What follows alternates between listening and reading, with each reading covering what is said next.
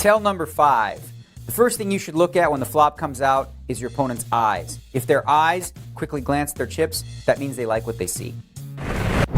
Number 4 tell you should look at. When you're playing in a poker game and you're going to get ready to bet, if you notice out of the corner of your eye that your opponent is reaching for chips early, that should tell you something. He's either going to raise you or call you. Tell number 3. When a guy splashes his chips really aggressively and puts his whole arm out like that, that's a sign that he's trying to scare you. What does that mean? He doesn't have a really good hand. He's probably bluffing. The number 2 tell is watching for guys that speak gibberish. I talk a lot at the table. One of the reasons for that is I get a read off my opponent. If you ask a person a question like, what's the weather like? And they give you an answer that makes absolutely no sense, it's probably because they're nervous, because they're bluffing. And the number 1 secret tell that you're going to get right here and now is, well, never mind. What am I, crazy? I'm not giving you that one. You'll have to learn it on your own. Would you declassify the 9/11 files? Yeah. Would you declassify JFK files? Yeah. I did a lot of it. Would you declassify the Epstein files? Yeah, I would. All right. I guess I would. I think that less so because, you don't know. You don't want to affect people's lives if it's phony stuff in there because there's a lot of phony stuff with that whole world. But I think I would. Do you think that would restore trust? Help restore trust? Yeah, I don't know about Epstein so much as I do the others. Certainly about the way he died. It would be interesting to find out what happened there because that was a weird situation and the cameras didn't happen to be working, et cetera, et cetera. But yeah, I'd go a long way toward that one. The other stuff I would definitely do the January 6th. Okay, that was hilarious. And 9/11, yeah, absolutely. Kennedy, sure. Epstein, I guess so. I mean, less so. Not Epstein, less so. Why don't you just give it away? He's in the file. He said he might declassify some very interesting documents. Let's listen to this. Would you declassify the Epstein files? Yeah, I would. Guy, declassify Jeffrey Epstein files? What do you think? And the rest of that list. That last one is extra interesting. Yeah, it is extra interesting, I would right? like to see that. I think a lot of Americans would like to see that.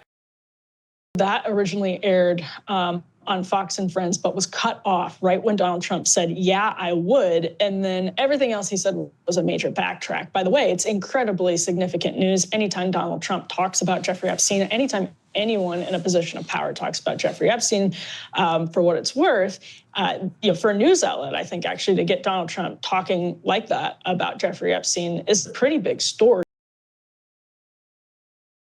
So how do you end a documentary that did a deep dive into the friendship between the world's 2 most famous pedophiles? You can't really. There is no way to just wrap it up. We have just completed a 90-minute journey that gave witness to a grotesque sublevel of the human experience that we're just not equipped to process. So we'll end this journey with a simple comparison. We'll compare the sworn statements of 2 extraordinary women made under oath under the threat of perjury and physical harm with the provably false statements of a known pathological liar. Mr. President, Ghislaine Maxwell has been arrested on allegations of child sex trafficking. Why would you wish such a person well? First of all, I don't know that, but I do know that. She has. She's been arrested for that. First of all, he's trying to play this part like he doesn't really know what the allegations are. How can you not know? Everybody in the country knows what the allegations are. Donald Trump was asked about the prince. I don't know Prince Andrew. I don't know Prince Andrew. I don't know Prince Andrew. I don't know Prince Andrew. I don't know Prince Andrew. I don't know Prince Andrew. I don't know Prince Andrew. I don't know Prince Andrew. I don't know Prince Andrew. I don't know Prince Andrew. But it's a tough story. It's a very tough story. I don't know him. No. But after those comments, photos of Trump were being circulated online, including some showing Trump and his then-girlfriend Melania with the prince and Epstein at the same Mar-a-Lago event almost 20 years ago. And these photos from the Duke of York's Twitter page show Trump and the prince together in June of this year. You had an extraordinary dinner, I think, in London, didn't you, where Donald Trump was there, and Epstein and Prince Bill Andrew. Clinton. And Bill Yeah, Clinton. Bill Clinton as well. So the small dinner party, and you're did. sitting there with all these extraordinary people. I was never on Epstein's plane or at his stupid island. There is plenty of hard evidence that he rode on Epstein's plane, and not just one time, 7 times, at least 7 times. I was not a fan of Jeffrey Epstein, and you watched people yesterday saying that I threw him out of a club. I didn't want anything to do with him. That was many, many years ago. It shows you one thing, that I have good taste, okay? Now, other people, they went all over with him. They went to his island.